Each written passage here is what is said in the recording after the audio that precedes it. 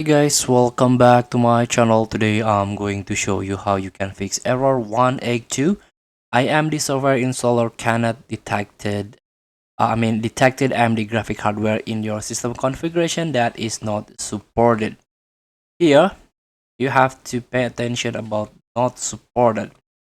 Possible cause is embedded AMD Radeon graphics, legacy AMD Radeon graphics, customized AMD Radeon graphic for OEM systems. So this one, the first solution here, you can visit AMD driver and support and choose embedded from product selector. Here, uh, you can select the embedded one,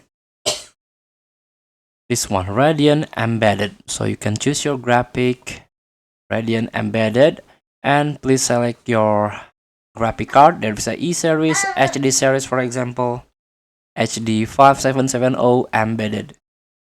So if you download the HD 5770 not embedded, of course it's not supported. Try to search the embedded, submit, and search your Windows edition, 32-bit edition or 64-bit edition.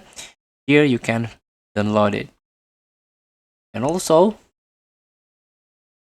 the legacy and the Radeon graphics. If your card is on this list and also on this list, you have to download the legacy one. For example, graphic card, choose legacy graphics.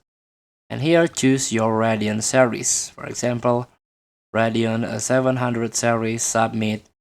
And this is the legacy series. This is the for old graphic card.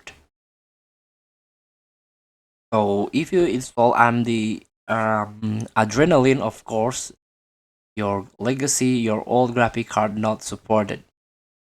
And of course, customized AMD Radeon graphic for OEM system. So you can download the driver not from this AMD official website.